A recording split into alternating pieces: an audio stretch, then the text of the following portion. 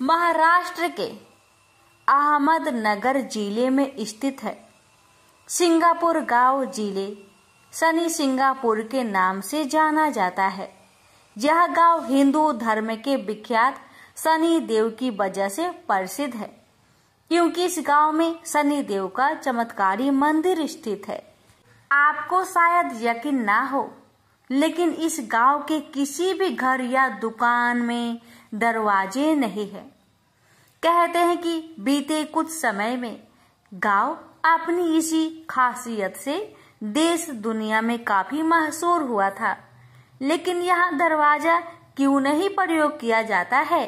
चलिए अब आपको सिंगापुर मंदिर की कहानी बताते हैं, जिसके चलते सिंगापुर गांव में शनि देव की इतनी महिमा बढ़ गई। कहते हैं एक बार इस गांव में काफी बाढ़ आ गई। पानी इतना बढ़ गया कि सब डूबने लगे। लोगों का कहना है कि उस भयंकर बाढ़ के दौरान कोई दैवीय ताकत पानी में बह रही थी। जब पानी का स्तर कुछ कम हुआ तो एक व्यक्ति ने पेड़ की झाड़ पर एक बड़ा सा पत्थर देखा। ऐसा अजीबोगरीब पत्थर उसने अब तक नहीं देखा था। तो लालचवश उसने उस पत्थर को नीचे उतारा और उसे तोड़ने के लिए जैसे ही उसमें कोई नुकीली वस्तु मारी, उस पत्थर में से खून बहने लगा। यह देखकर वह वहां से भाग खड़ा हुआ और गांव वापस लौटकर उसने सब लोगों को यह बात बताई। सभी दोबारा उस स्थान पर पहुंचे जहां वह पत्थर रखा था। सभी उसे देख भौचक्के रह गए, लेकिन उनकी समझ में यह नहीं आ रहा था कि आखिरकार इस चमत्कारी पत्थर का क्या करे। इसलिए अंततः उन्होंने गांव वापस लौटकर अगले दिन फिर आने का फैसला किया। उसी रात गांव के एक शख्स के सपने में भगवान शनि आए और बोले, मैं शनि देव हूँ, जो पत्थर तुम्हें आज मिला उसे अपने गांव में लाओ और मुझे स्थापित करो। अगली सुबह होते ही उस शख्स ने गांव वालों को सारी बात बताई, जिसके बाद सभी उस पत्थर को उठाने के लिए वापस उसी जगह लौटे। बहुत से लोगों ने प्रयास किया, किंतु वह पत्थर अपनी जगह से 1 इंच भी न हिला। काफी देर तक कोशिश करने के बाद गांव वालों ने यह विचार बनाया कि वापस लौट चलते हैं और कल पत्थर को उठाने के लिए नए तरीके के साथ आएंगे। उस रात फिर से शनिदेव उस शख्स के सपने में आए और उसे यह बता गए कि वह पत्थर कैसे उठाया जा सकता है। उन्होंने बताया कि मैं उस स्थान से तभी हिलूंगा जब मुझे उठाने वाले लोग सगे मामा भांजा के रिश्ते के होंगे। अभी से यह मान्यता है कि इस मंदिर में यदि मामा भांजा दर्शन करने जाए तो अधिक फायदा होता है। इसके बाद पत्थर को उठाकर एक बड़े से मैदान में सूर्य की रोशनी के तले स्थापित किया गया। आज सिंगापुर गांव के शनि सिंगापुर मंदिर में यदि आप जाए तो प्रवेश करने के बाद कुछ आगे चलकर ही आपको खुला मैदान दिखाई देगा। उस जगह के बीचों बीच स्थापित शनि देव जी, वहाँ जाने वाले आस्थावान लोग केसरी रंग के वस्त्र पहनकर ही जाते हैं। कहते हैं मंदिर में कथित तौर पर कोई पुजारी नहीं है। भक्त प्रवेश करके शनि देव जी के दर्शन करके सीधा मंदिर से बाहर निकल जाते हैं। रोजाना शनि देव जी की स्थापित मूर्त पर सरसों के तेल से अभिषेक किया जाता है। मंदिर में आने वाले भक्त अपनी इच्छा अनुसार यहाँ तेल का चढ़ावा भी देते हैं। ऐसी मान्यता भी है कि जो भक्त मंदिर के भीतर जाए वह केवल सामने ही देखता हुआ जाए। उसे पीछे से कोई भी आवाज लगाए तो मुड़कर देखना नहीं है। शनि देव को माथा टेक कर सीधा सीधा बाहर आ जाना है। यदि पीछे मुड़कर देखा तो बुरा प्रभाव होता है। प्रेम से बोलिए शनि भगवान जी की जय। हे शनि भगवान, आपकी कथा कहने वाले, सुनने वाले, हुक्कार भरने वाले सभी भक्तों पर अपनी कृपा सदा सर्वदा बनाए रखना। प्रेम से बोलिए शनि महाराज की जय। एक ब्राह्मण को सपने में नीली घोड़ी पर नीली कपड़े पहने एक आदमी दिखाई देता था और कहता है, हे ब्राह्मण देवता, मैं तेरे लगूंगा। ब्राह्मण घबरा कर उठ गया। अगले दिन यही सपना उसे फिर आता है। यह सपना उसे रोज आने लगा। वह परेशान हो गया और चिंता के मारे दुबला होने लगा। उसकी पत्नी ने कारण पूछा तो उसने सपने के बारे में बताया। ब्राह्मणी बोली, वे अवश्य ही शनि महाराज होंगे। अब की बार दिखे तो कहना लग जाओ, पर 1:15 से ज्यादा मत लगना। उस दिन सपने आने पर ब्राह्मण ने कहा, लग जाओ, पर कितने समय के लिए लगोगे? शनि जी बोले, 7.5 वर्ष का लगूंगा। ब्राह्मण ने कहा, क्षमा करे शनि जी, इतना भारी तो मुझसे झेला नहीं जाएगा। तब शनि जी बोले, तो 5 वर्ष का लग जाऊंगा। ब्राह्मण बोला, यह भी मेरे लिए ज्यादा है। शनि जी बोले, 2.5 साल का लग जाऊं। ब्राह्मण ने मना किया तो शनि जी कहने लगे, 1.15 का तो लगूंगा ही, इतना तो कोढ़ी कलंगी भिखारी के भी लग जाता हूँ। तब ब्राह्मण ने कहा, ठीक है। ब्राह्मण को 1.15 की शनि की दशा लग गई। ब्राह्मण ने नींद से जागकर ब्राह्मण से कहा, मेरे 1.15 शनि की दशा लग गई है, इसलिए मैं जंगल में जाकर यह समय बिताऊंगा। मेरे लिए खाने पीने का सामान बांध दे। मेरे पीछे से किसी से लड़ाई झगड़ा ना हो, इसका ध्यान रखना। ज्यादातर घर में ही रहना। बच्चों का भी ध्यान रखना। इस 1.15 के समय में कोई गाली भी दे तो चुपचाप सुन लेना, बहस मत करना। यह सब समझाकर ब्राह्मण जंगल में चला गया। जंगल में ब्राह्मण एक पीपल के पेड़ के नीचे बैठ गया और हनुमान जी का पाठ करने लगा। 1 पहर बीत गया। ब्राह्मण ने सोचा बाकी बचा समय रास्ते में बीत जाएगा, इसलिए वहां से चल दिया। रास्ते में एक बारी में मतीरे लगे देखे। माली से एक मतीरा खरीदा, पोटली में बांधा और आगे बढ़ा। आगे एक आदमी मिला जो असल में शनिदेव थे। ब्राह्मण से पूछा, पोटली में क्या है? उसने कहा, मतीरा है।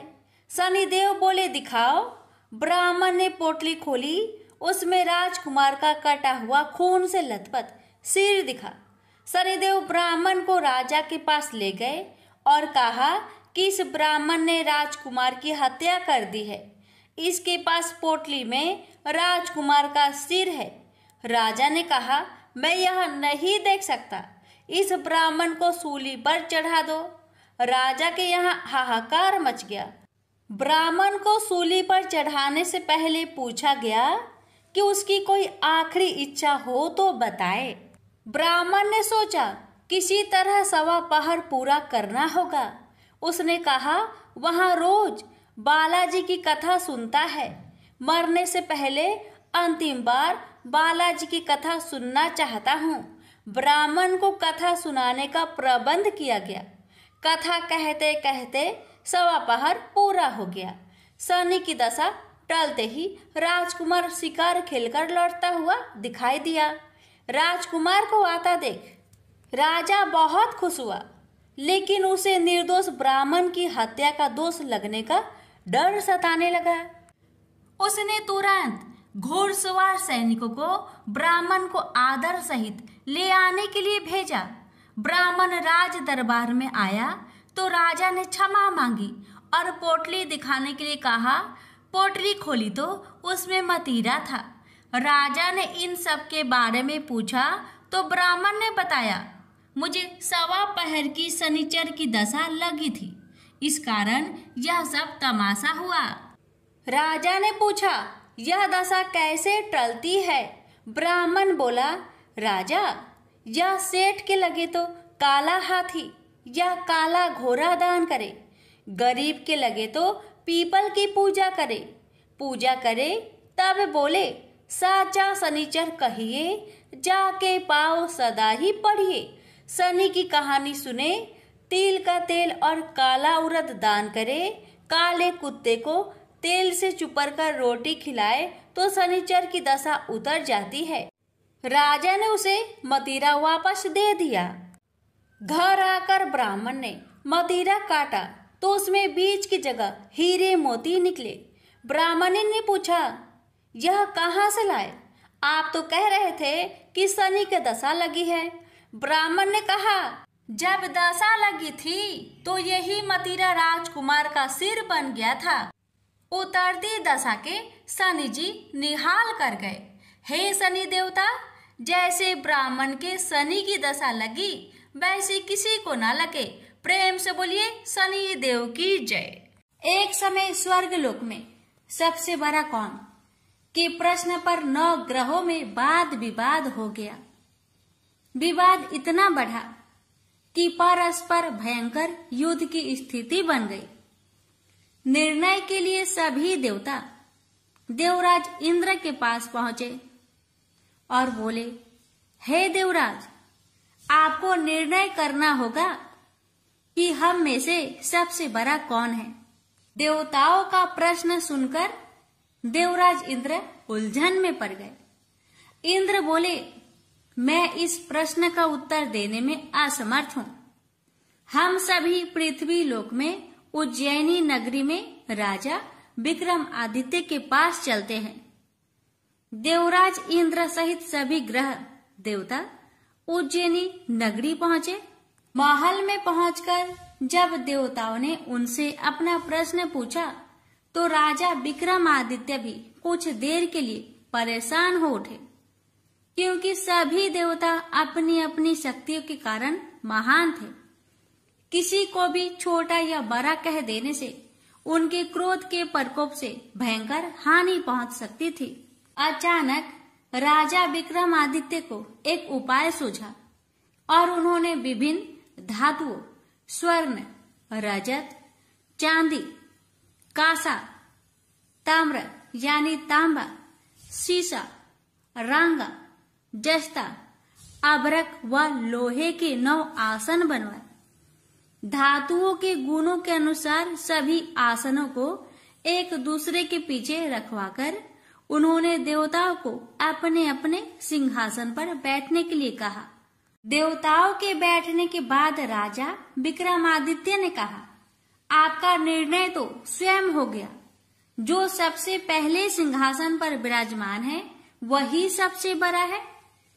राजा विक्रमादित्य के निर्णय को सुनकर शनि देवता ने सबसे पीछे आसन पर बैठने के कारण अपने को छोटा जानकर क्रोधित होकर कहा, राजा विक्रमादित्य, तुमने मुझे सबसे पीछे बैठाकर मेरा अपमान किया है। तुम मेरी शक्तियों से परिचित नहीं हो। मैं तुम्हारा सर्वनाश कर दूंगा। शनि ने कहा, सूर्य एक राशि पर 1 महीने, चंद्रमा 2.25 दिन, मंगल 1.5 महीने, बुध और शुक्र 1 महीने, बृहस्पति 13 महीने रहते हैं, लेकिन मैं किसी राशि पर 7.5 वर्ष 7.5 तक रहता हूँ। बड़े बड़े देवताओं को मैंने अपने प्रकोप से पीड़ित किया है। राम को 7.5 के कारण ही वन में जाकर रहना पड़ा और रावण को 7.5 के कारण ही युद्ध में मृत्यु का शिकार बनना पड़ा। राजा, तू भी मेरे प्रकोप से नहीं बच सकेगा। इसके बाद अन्य ग्रहों के देवता तो प्रसन्नता के साथ चले गए, परंतु शनिदेव बड़े क्रोध के साथ वहां से विदा हुए। राजा विक्रमादित्य पहले की तरह ही न्याय करते रहे। अन्य राज्यों में सभी स्त्री पुरुष बहुत आनंद से जीवन यापन कर रहे थे। कुछ दिन ऐसे ही बीत गए। उधर शनि देवता अपने अपमान को भूले नहीं थे। विक्रम आदित्य से बदला लेने के लिए एक दिन शनिदेव ने घोड़े के व्यापारी का रूप धारण किया और बहुत से घोड़े के साथ उज्जैनी नगरी पहुंचे। राजा विक्रमादित्य ने राज्य में किसी घोड़े के व्यापारी की आने के समाचार सुना तो अपने अश्वपाल को कुछ घोड़े खरीदने के लिए भेजा। घोड़े बहुत कीमती थे। तो पाल ने जब वापस लौटकर इस संबंध में बताया तो राजा विक्रमादित्य ने स्वयं आकर एक सुंदर व शक्तिशाली घोड़े को पसंद किया। घोड़े की चाल देखने के लिए राजा उस घोड़े पर सवार हुए तो वह घोड़ा बिजली की गति से दौड़ पड़ा।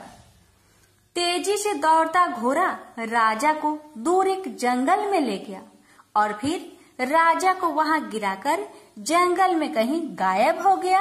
राजा अपने नगर को लौटने के लिए जंगल में भटकने लगा, लेकिन उन्हें लौटने का कोई रास्ता नहीं मिला। राजा को भूख प्यास लगाई। बहुत घूमने पर उसे एक चरवाहा मिला। राजा ने उससे पानी मांगा। पानी पीकर राजा ने उस चरवाहे को अपनी अंगूठी दे दी। फिर उससे रास्ता पूछकर वह जंगल से निकलकर पास के नगर में पहुंचा। राजा ने एक सेठ की दुकान पर बैठकर कुछ देर आराम किया। उस सेठ ने राजा से बातचीत की तो राजा ने उसे बताया कि मैं उज्जैनी नगरी से आया हूँ। राजा के कुछ देर दुकान पर बैठने से सेठ जी की बहुत बिक्री हुई। सेठ ने राजा को बहुत भाग्यवान समझा और खुश होकर उसे अपने घर भोजन के लिए ले गया। सेठ के घर में सोने का एक हार खूंटी पर लटका हुआ था। राजा को उस कमरे में छोड़कर सेठ कुछ देर के लिए बाहर गया। तभी एक आश्चर्यजनक घटना घटी। राजा के देखते देखते सोने के उस हार को खूंटी निकल गई। सेठ ने कमरे में लौटकर हार को गायब देखा तो चोरी का संदेह राजा पर ही किया, क्योंकि उस कमरे में राजा ही अकेला बैठा था। सेठ ने अपने नौकरों से कहा कि इस परदेसी को रस्सियों से बांधकर नगर के राजा के पास ले चलो। राजा ने विक्रमादित्य से हार के बारे में पूछा तो उसने बताया कि उसके देखते ही देखते खूंटी ने हार को निगल लिया था। इस पर राजा ने क्रोधित होकर चोरी करने के अपराध में विक्रमादित्य के हाथ पांव कटवाने का आदेश दे दिया। राजा विक्रमादित्य के हाथ पांव काटकर उसे नगर के सड़क पर छोड़ दिया गया। कुछ दिन बाद एक तेली उसे उठाकर अपने घर ले गया और उसे अपने कोल्हू पर बैठा दिया। राजा आवाज देकर बैलों को हाँकता रहता। इस तरह तेली का बैल चलता रहा और राजा को भोजन मिलता रहा। शनि के प्रकोप की 7.5 पूरी होने पर वर्षा ऋतु आरंभ हुई। राजा विक्रमादित्य एक रात मेघ मल्हार गा रहा था कि तभी नगर के राजा की लड़की राजकुमारी मोहिनी रथ पर सवार उस तेली के घर के पास से गुजरी। उसने मेघ मल्हार सुना तो उसे बहुत अच्छा लगा और दासी को भेजकर गाने वाले को बुला लाने को कहा। दासी ने लौटकर राजकुमारी को अपंग राजा के बारे में सब कुछ बता दिया। राजकुमारी उसके मेघ मल्हार से बहुत मोहित हुई, अतः उसने सब कुछ जानकर भी अपंग राजा से विवाह करने का निश्चय कर लिया। राजकुमारी ने अपने माता पिता से जब यह बात कही तो वे हैरान रह गए। रानी ने मोहिनी को समझाया, बेटी तेरे भाग्य में तो किसी राजा की रानी होना लिखा है, फिर तू उस अपंग से विवाह करके अपने पांव पर कुल्हाड़ी क्यों मार रही है। राजकुमारी ने अपनी जिद नहीं छोड़ी। अपनी जिद पूरी करने के लिए उसने भोजन करना छोड़ दिया और प्राण त्याग देने का निश्चय कर लिया। आखिर राजा रानी को विवश होकर अपंग विक्रमादित्य से राजकुमारी का विवाह करना पड़ा। विवाह के बाद राजा विक्रमादित्य और राजकुमारी तेली के घर में रहने लगे। उस रात स्वप्न में शनिदेव ने राजा से कहा, राजा तुमने मेरा प्रकोप देख लिया। मैंने तुम्हें अपने अपमान का दंड दिया है। राजा ने शनिदेव से क्षमा करने को कहा और प्रार्थना की, हे शनिदेव, आपने जितना दुख मुझे दिया है अन्य किसी को न देना। शनिदेव ने कुछ सोचकर कहा, राजा मैं तुम्हारी प्रार्थना स्वीकार करता हूँ। जो कोई स्त्री पुरुष मेरी पूजा करेगा, शनिवार को व्रत करके मेरी व्रत कथा सुनेगा, उस पर मेरी अनुकंपा बनी रहेगी।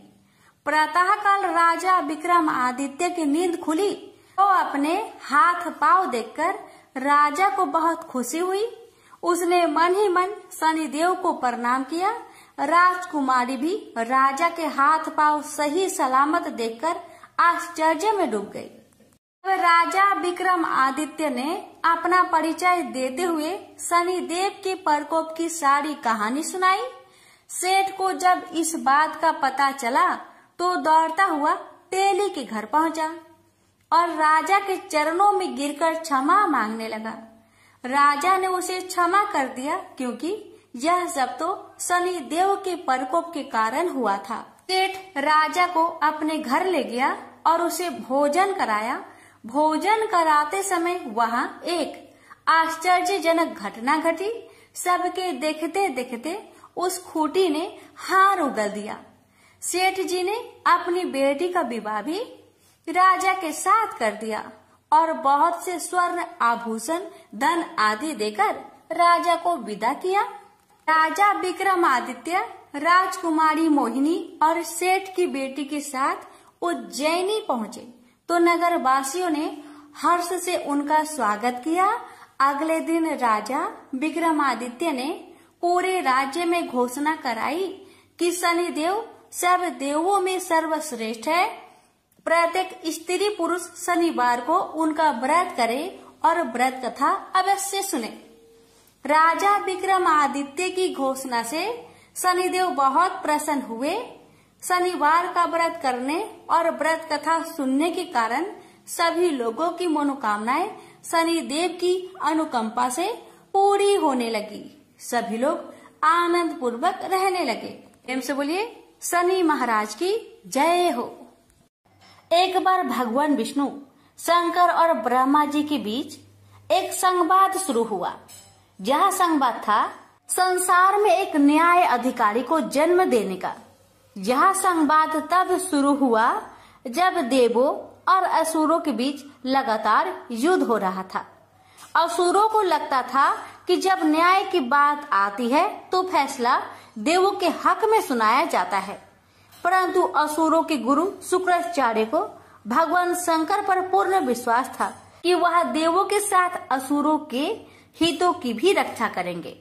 भगवान शंकर ने अपने परम भक्त शुक्राचार्य को निराश नहीं किया। भगवान शंकर ही थे जिन्होंने शनिदेव के जन्म की पथकथा लिखी। शनिदेव का जन्म सूर्य पुत्र के रूप में हुआ, जिनकी माँ का नाम छाया था। एक पौराणिक कथा के अनुसार छाया ने शनि को एक जंगल में छुपा के रख उनका वहीं पालन पोषण किया। यम के अलावा शनि भी एक पुत्र है। शनि देव को भी नहीं मालूम था उनके पिता स्वयं सूर्य देव है। लेकिन यह राज बहुत दिनों तक छुपा ना सका, क्योंकि संसार को उनका न्याय अधिकारी मिलना था, जो कर्मों के आधार पर लोगों को न्याय और दंड देगा।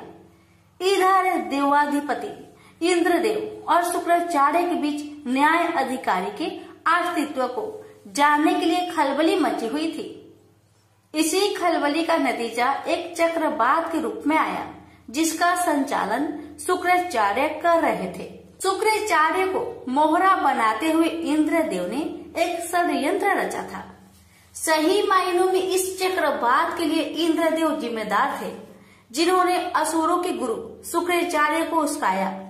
इस चक्रवात की चपेट में शनि की माता छाया आ गई, जिससे शनिदेव नाराज हो गए और शंकर भगवान की कृपा से उन्हें अपनी शक्तियों का बोध हो गया और उन्होंने अपनी माँ छाया को बचा लिया।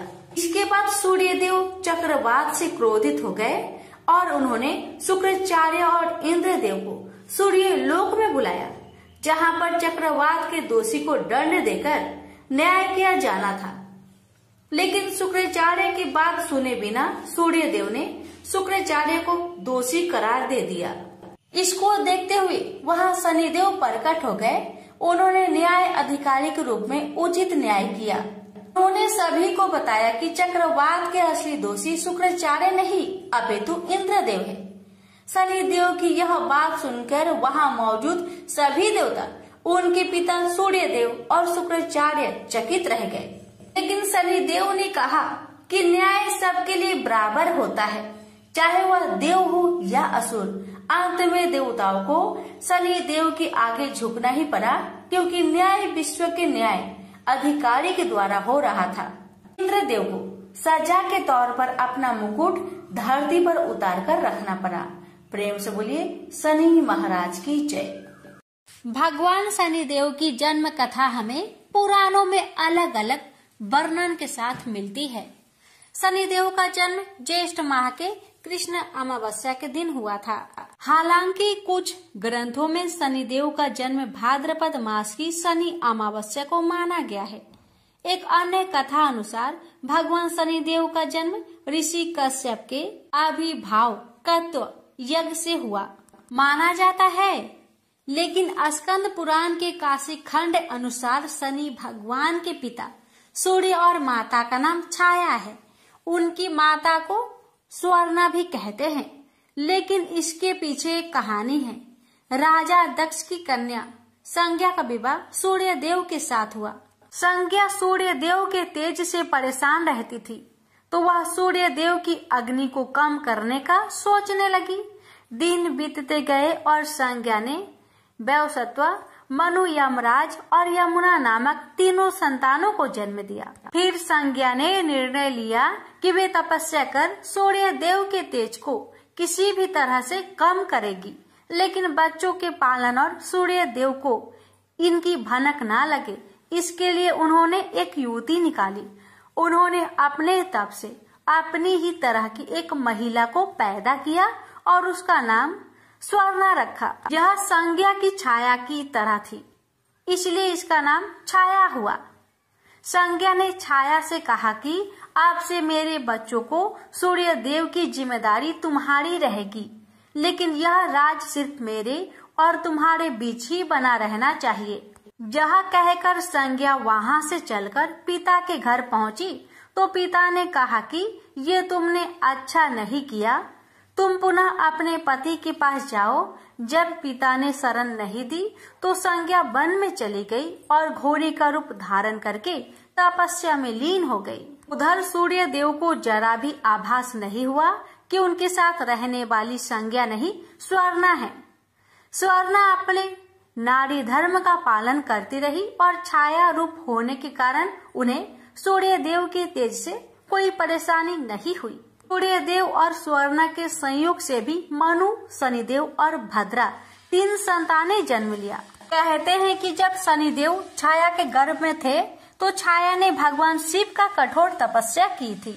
भूख, प्यास, धूप, गर्मी सहने के कारण उसका प्रभाव छाया के गर्भ में पल रही संतान यानी शनिदेव पर भी पड़ा। फिर जब शनिदेव का जन्म हुआ तो उनका रंग काला निकला। यह रंग देखकर सूर्य को लगा कि यह तो मेरा पुत्र नहीं हो सकता। उन्होंने छाया पर संदेह करते हुए उन्हें अपमानित किया। माँ के तप की शक्ति शनिदेव में भी आ गई। उन्होंने क्रोधित होकर अपने पिता सूर्यदेव को देखा तो सूर्यदेव उनकी शक्ति से काले पड़ गए और उनको कुष्ठ रोग हो गया। अपनी यह दशा देखकर घबराए हुए सूर्यदेव भगवान शिव की शरण में पहुँचे।